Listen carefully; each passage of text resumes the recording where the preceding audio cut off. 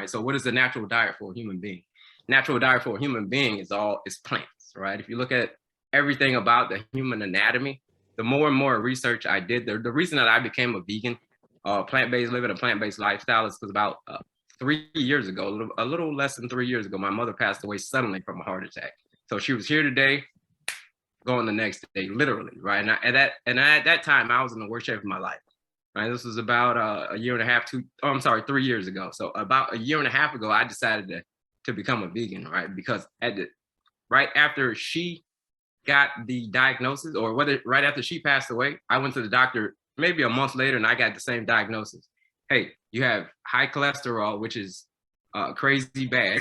And then I also have pre-diabetes. So I got those on the same doctor's visit. High cholesterol, pre-diabetes, and angina. You might have ever heard of angina. Angina is when you're just hanging out, chilling, and then your heart just starts hurting for no apparent reason, right?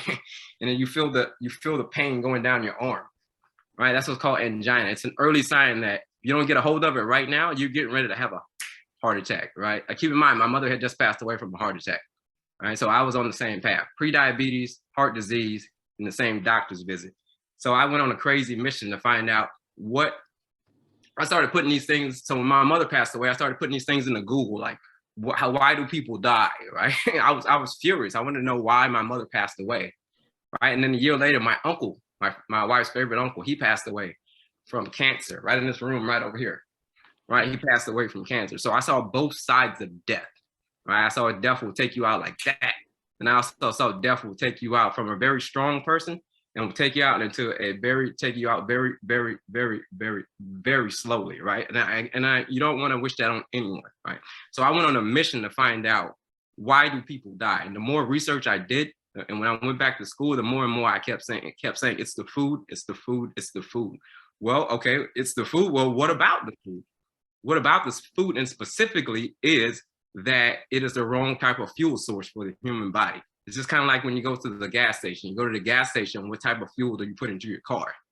All right, you're probably gonna put unleaded into your car. You put unleaded into your car, how does your car run?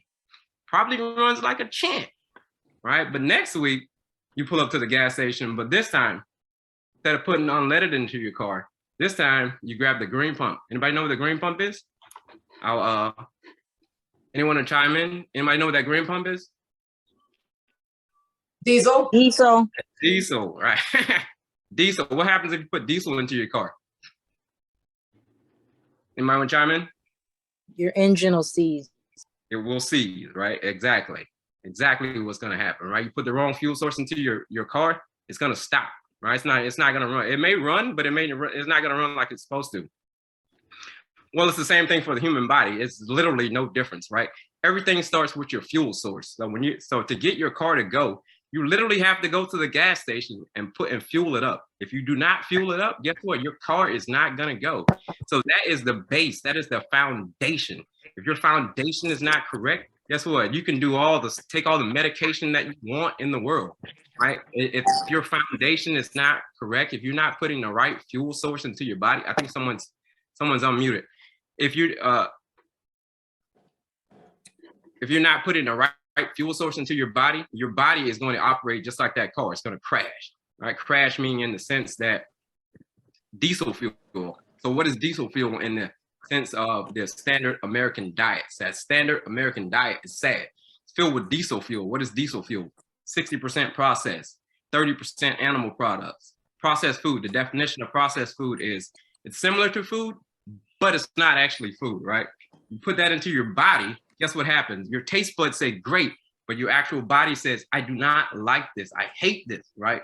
So that's where, in the meantime, it says, I don't know what to do with this. I don't know what to do with this pig fat. I don't know what to do with this processed food. I don't know what to do with all this sugar. I don't know what to do with all of this toxins that we put into our body. Your body says, I don't know what to do with it.